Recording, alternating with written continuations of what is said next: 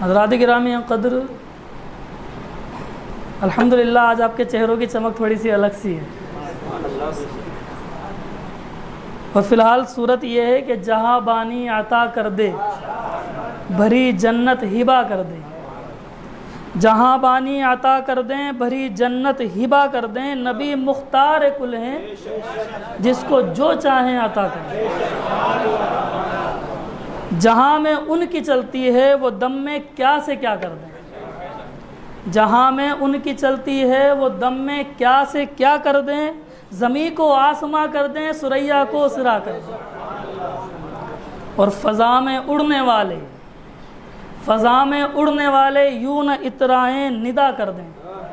فضا میں اڑنے والے یوں نہ اترائیں ندا کر دے، وہ جب چاہیں جسے چاہیں اسے فرما روا کر دیں۔ اور جیسا کہ ابھی حضرت نے فرمایا وَرَفَعْنَا لَكَ ذِكْرَكَ، کہ آپ نے بتائی کہ رب ذوالجلال نے قرآن مجید میں ارشاد فرمایا ہے کہ اللہ رب العزت نے رسول اعظم اپنے حبیب پاک کا ذکر کو بلند عطا فرمایا، فرمایا وَرَفَعْنَا لَكَ ذِكْرَكَ، اے محبوب ہم نے آپ کے ذکر کو آپ کی خوشنودی کے خاطر، آپ کی خوشی کے خاطر بلند فرما دیا۔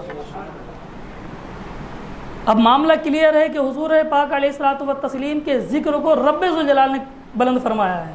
تو اب جو رب ذوالجلال کے حکم کی ادائیگی کرے گا، اس کی پابندی کرے گا، اور اس کو رسول اعظم علیہ الصلوۃ والتسلیم کے ذکر کو بلند اس لیے کرے گا کیونکہ وہ اللہ کی سنت مبارکہ ہے، تو پھر رب ذوالجلال اسے بھی بلند فرما دے گا۔ تو اگر کوئی عروج چاہتا ہے، کوئی بلندی چاہتا ہے، تو میرے آقا کی تعریف و توصیف کرے۔ حضرات گرامی قدر، یہ دین جو ہم تک آیا ہے، یہ کلمہ جو ہم پڑھتے ہیں، ایک بچہ جب پیدا ہوتا ہے کسی مسلم گھر کے اندر، تو وہ یہ چاہتے ہیں کہ جب ان کا بچہ پہلا کلمہ پڑھے، پہلا جملہ بولے، پہلا سینٹنس ادا کرے، تو اس کی زبان سے وہ پہلا سینٹنس کلمہ توحید ہونا چاہیے۔ وہ یہ سکھاتے ہیں بیٹا یہ کہو امی آ جائیے، وہ سکھاتے ہیں یہ کہو ابو آ جائیے، لیکن اس میں فخر محسوس نہیں کرتے۔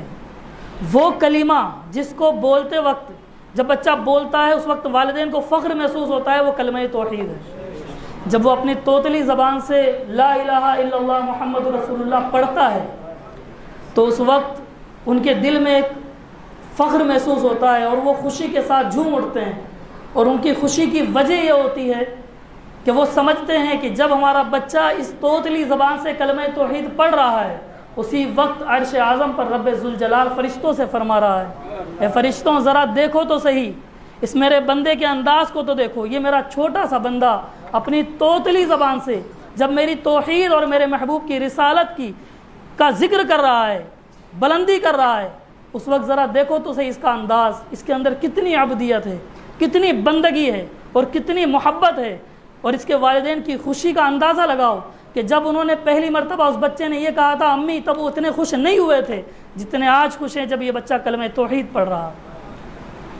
اور پھر فرشتوں سے فرماتا ہوگا اے فرشتوں ذرا بتاؤ اب کیا میں اس کے والدین کی بخشش نہ کر دوں جنہوں نے میرے ذکر کو اپنے بچے کو سکھایا ہے۔ تو حضرات گرامی قدر، وہ کلمہ توحید جس کی شان یہ ہے کہ جب بندہ مومن شمشیر لا سے تمام معبودان باطل کو توڑ کر اور اللہ کے علم کو اٹھا کر اللہ کی توحید بیان کرتا ہے، اور پھر وہ کہتا ہے، جب وہ اللہ اکبر کی صدائیں سنتا ہے، تو پھر وہ پہاڑوں کی طرف دیکھ کر کہتا ہے پہاڑوں ذرا سینہ تان کر کھڑے ہو، ذرا توجہ سے سنو، اللہ اکبر تم جو صدائیں سن رہے ہو یہ اس بات کا پیغام دے رہی ہے کہ تم ہوں گے بلندی میں زیادہ مگر رب سے بڑا کوئی نہیں۔ پھر وہ میناروں کی طرف دیکھتا ہے اور کہتا ہے میناروں تمہیں بھی تمہاری اونچائی مبارک، لیکن یاد رکھو رب سے بڑا کوئی نہیں۔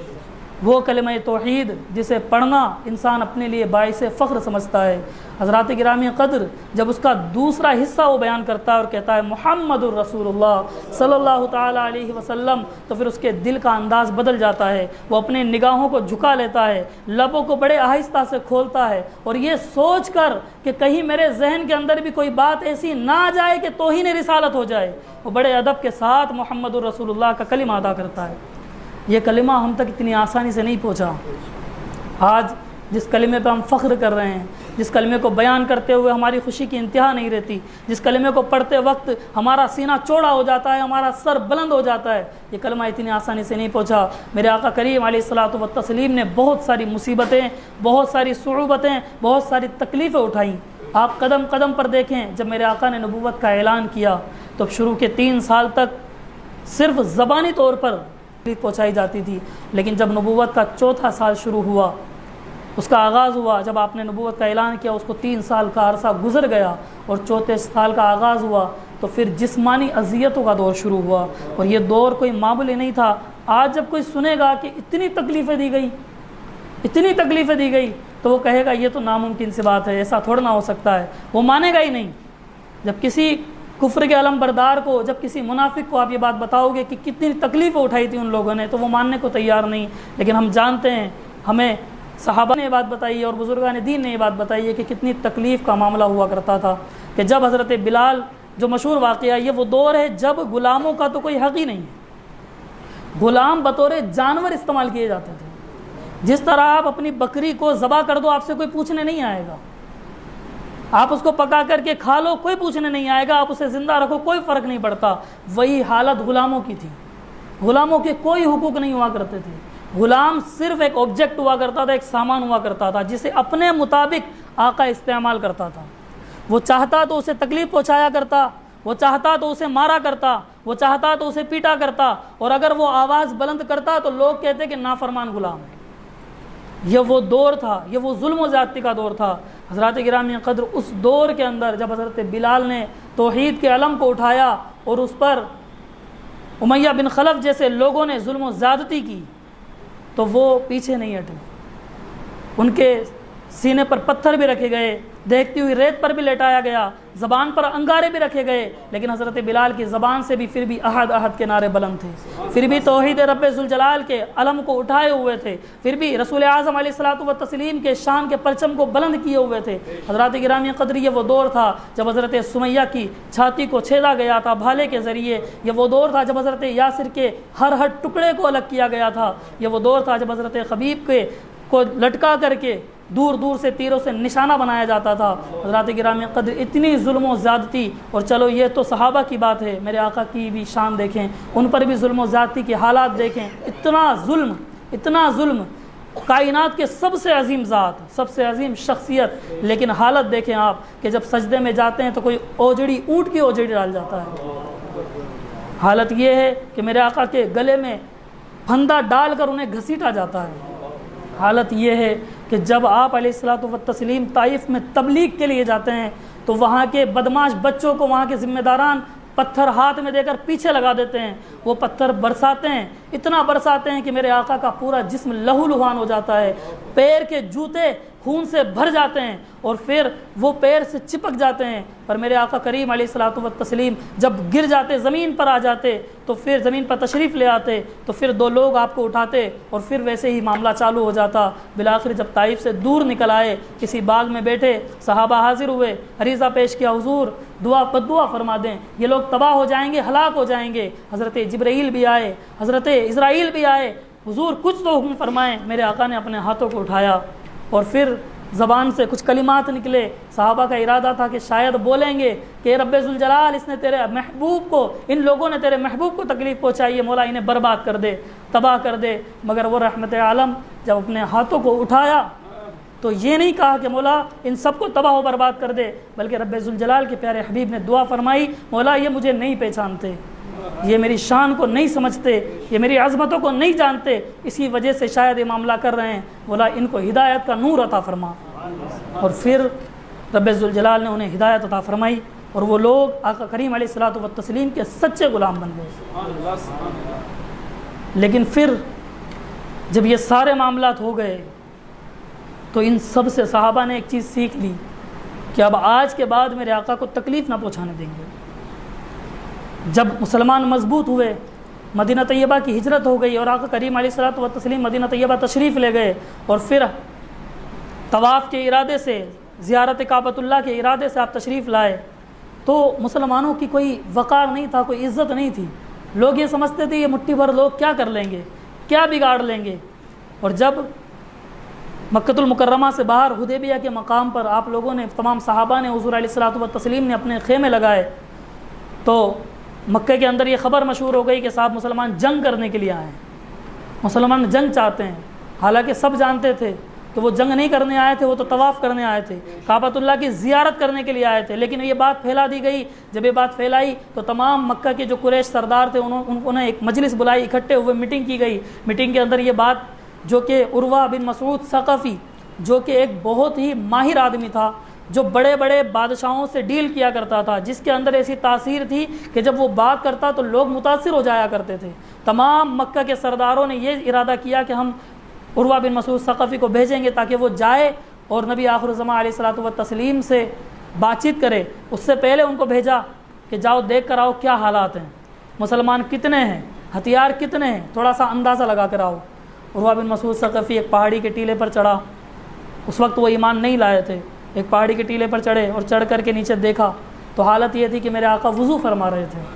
سبحان اللہ سبحان اللہ۔ وضو کرتے ہوئے دیکھا، تھوڑی دیر اور بیٹھے، پھر اس کے بعد تھوڑے معاملات اور دیکھے۔ جب نماز سے صحابہ فارغ ہو گئے، تمام معاملات ہو گئے، عبادت سے فارغ ہو گئے، عروہ بن مسعود ثقفی نیچے اتر کر نہیں آیا بلکہ واپس اہل مکہ کے پاس گیا اور جا کر کے کہا، اے مکہ والوں میری بات توجہ سے سنو، تم ان مسلمانوں سے نہیں جیت سکتے،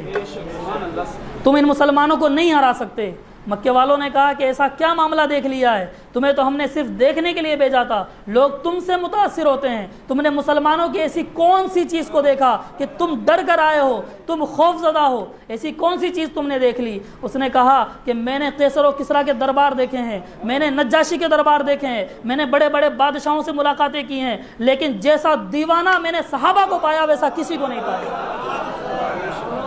جب وہ رسول اعظم وضو فرماتے ہیں تو ان کے وضو کے بعد جو وہ کلی کرتے ہیں، صحابہ میں جنگ ہو جاتی ہے اس کلی کے پانی کو لینے کے لیے۔ رسول اعظم کا لعاب دہن لے کر کے لوگ اپنے ہاتھوں میں لیتے ہیں اور اپنے بدن پر مل لیتے ہیں، اپنے چہرے پر مل لیتے ہیں۔ جب حضور وضو فرماتے ہیں تو ان کے پانی کے قطرات کو زمین پر نہیں گرنے دیا جاتا۔ اے مکے والوں سنو، جو صحابہ اپنے محبوب کے، اپنے آقا کے وضو کے پانی کے قطروں کو زمین پر نہیں گرنے دیتے، بتاؤ وہ تمہیں خون بہانے دیں گے؟ وہ رسول اعظم کا خون تمہیں زمین پر گرانے دیں گے؟ وہ لوگ پریشان ہو گئے، اور جب یہ حالات دیکھی وہ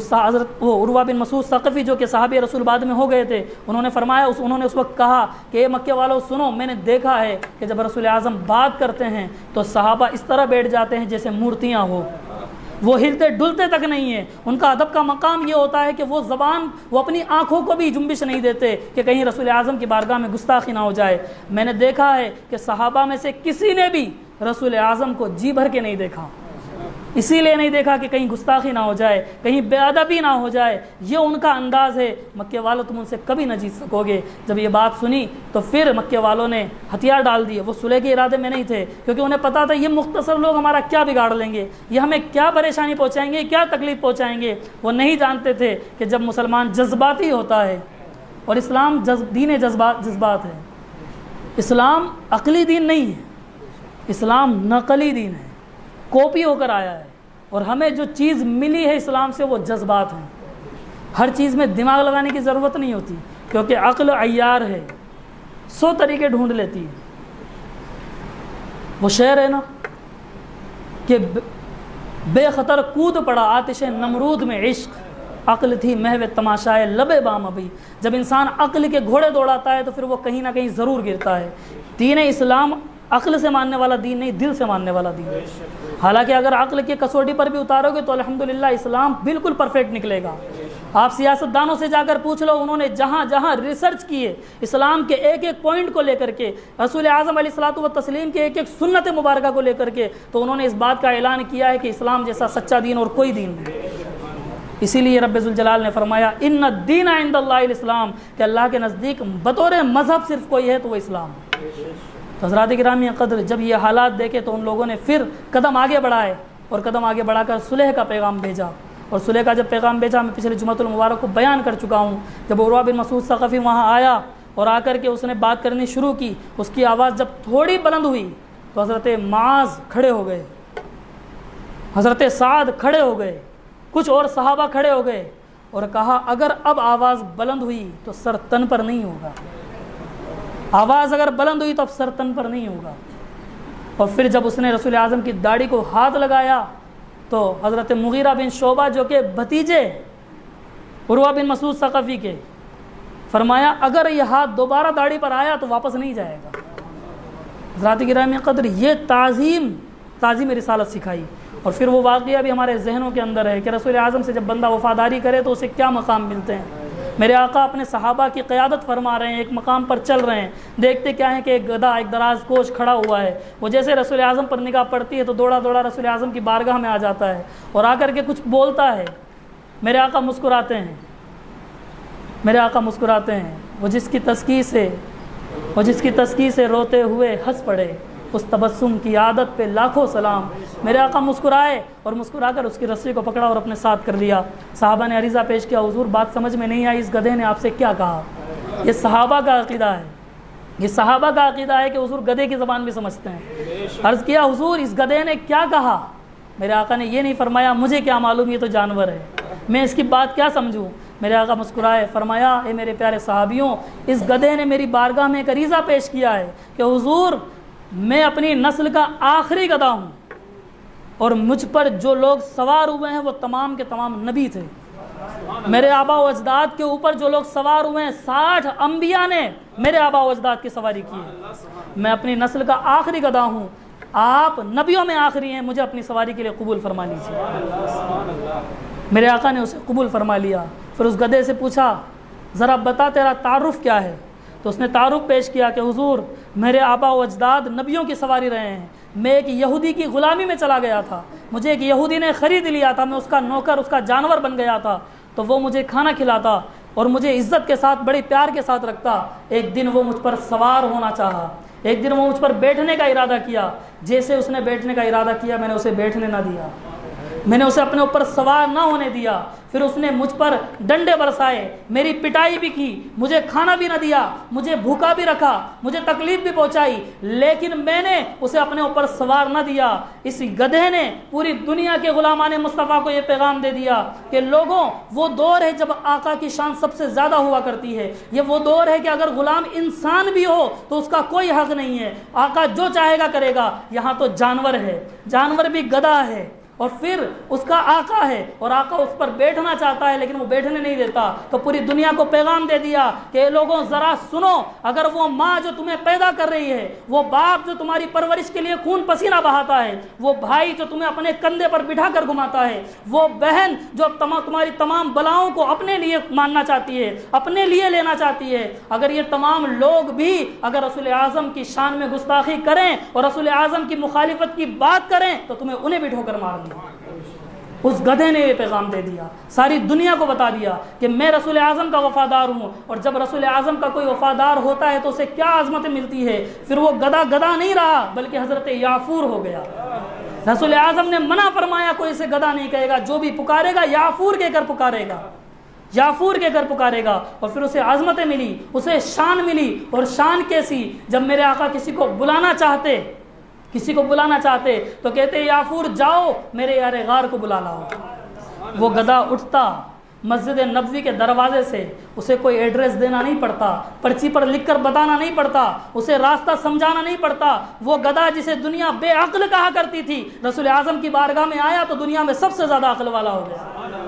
اور وہاں دہلیز سے اٹھ کر مسجد نبوی کی سیدھی جاتا اور حضرت ابوبکر صدیق کے کاشانے پر پہنچتا، دروازے پر اپنے منہ سے دستک دیتا۔ جب حضرت ابوبکر صدیق دروازہ کھولتے اور دیکھتے سواری مصطفیٰ آئی ہے تو سمجھ جاتے آقا نے یاد فرمایا۔ میرے آقا نے فرمایا اے یافور ذرا مجھے بتاؤ کیا تمہاری نسل آگے بڑھے گی یا نہیں بڑھے گی؟ فرمایا یافور مجھے بتاؤ تمہاری نسل آگے بڑھے گی یا نہیں بڑھے گی؟ یافور نے کہا حضور میں اپنی نسل کا آخری گدھا ہوں، آپ نبیوں میں آخری ہیں، اب کوئی نبی نہیں آئے گا تو انشاءاللہ یافور کی نسل سے بھی کوئی نہیں آئے گا۔ یہ یافور ہے، جب میرے آقا دنیا سے رخصت ہوئے تو رو رو کر کے اپنی جان قربان کر دی۔ یہ حضرت یافور ہے۔ حضرات گرامی قدر، جب بندہ رسول اعظم علیہ الصلوۃ والتسلیم کی شان کے لیے کھڑا ہو جاتا ہے تو پھر ساری کائنات اس کے لیے کھڑی ہو جاتی ہے۔ تو ہرگز ہمیں کبھی بھی یہ سوچ کر دائیں بائیں دیکھنے کی ضرورت نہیں کہ کیا ہوگا، کیسے ہوگا، کہاں ہوگا۔ صرف یہ بات یاد رکھیں کہ وہ رسول اعظم جو کل بروز حشر ہماری شفاعت فرمائیں گے، ہمیں انہیں منہ دکھانا ہے، ہم یہاں پر اگر ان کے لیے نہ بول سکے، ہم دین کے لیے نہ بول سکے، ہم رب ذوالجلال کے لیے نہ بول سکے، ہم اپنے بھائیوں کے لیے نہ بول سکے، تو کل بروز حشر آقا کے دست مقدسہ سے جام کوثر کس منہ سے مانگو گے؟ کس زبان سے کہو گے حضور میں آپ کا امتی ہوں؟ میرے آقا نہیں فرمائیں گے کہ جب یہ ہو رہا تھا، یہ تماشا چل رہا تھا، لوگ اپنی زبانیں دراز کر رہے تھے، اس وقت تم کیا کر رہے تھے؟ اور ایک بات اور بتا دوں، حضرت یوسف علیہ الصلوۃ والتسلیم نے زنا کے مقابلے میں، بدکاری کے مقابلے میں توحید کو رکھا،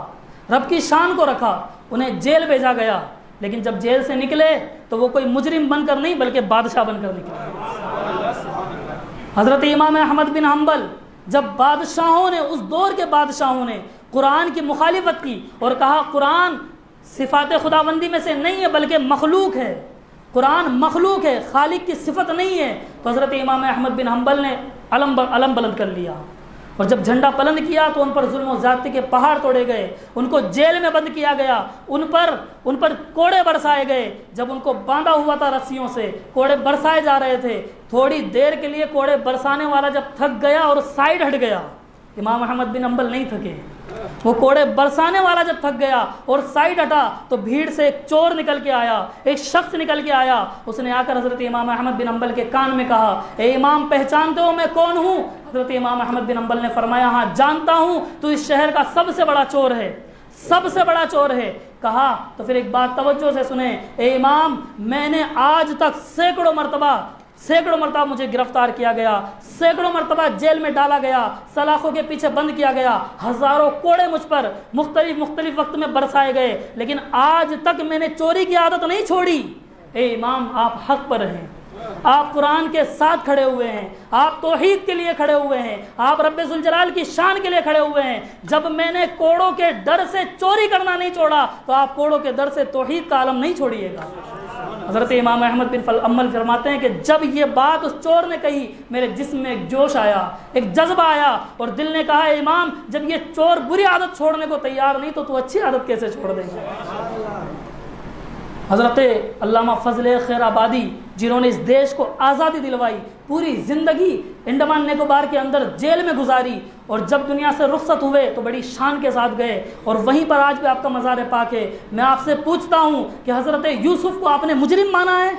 نہیں مانا، ہم انہیں اپنا بادشاہ مانتے ہیں، ہم انہیں اپنا آقا مانتے ہیں۔ کیا امام احمد بن حنبل کی عزت ہمارے دلوں میں کم ہوئی؟ نہیں ہوئی، آج بھی ہم انہیں اپنا امام مانتے ہیں۔ علامہ فضل خیر آبادی آج بھی ہمارے سر کے تاج ہیں۔ تو حضرات گرامی قدر، اگر بات توحید کی ہوگی، بات رسالت کی ہوگی، بات دین کی ہوگی، بات امت کی ہوگی، تو جیل میں جانا جرم نہیں ہوتا بلکہ شان کی بات ہوا کرتی ہے۔ تو اس لیے گھبرانا نہیں ہے، ڈرنا نہیں ہے، ڈرنے کی کوئی ضرورت نہیں ہے، جو ہوگا وہ رب ذوالجلال چاہے گا وہ ہوگا،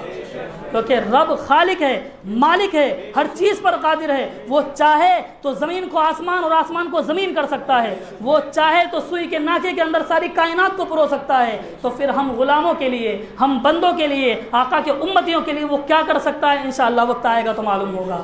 تو انشاءاللہ ہم نے جو بھی بات کہی، جیسا بھی کہا، وہ کسی مذہب کے لیے نہیں کہا، وہ کسی برادری کے لیے نہیں کہا، وہ کسی جاتی یا سماج کے لیے نہیں کہا، وہ کسی فرد واحد کے لیے نہیں کہا۔ رسول اعظم کی شان میں جو کوئی بھی گستاخی کرے گا، چاہے وہ میرا اپنا ہو، چاہے میرا قریبی ہو، میرے والد ہی کیوں نہ ہو، اگر وہ حضور کی شان میں گستاخی کریں گے تو میرا ان سے کوئی تعلق نہیں۔ اور انشاءاللہ اگر موقع ایسا کبھی زندگی میں نہ آئے، اور اگر کوئی مسلمان ایسا اپنے آپ کو کلمہ پڑھنے والا کہتا ہے اور پھر بھی رسول کی شان میں گستاخی کرتا ہے، تو پھر انشاءاللہ ہم اس سے بھی سخت سزا کا اس کے لیے اعلان کریں گے،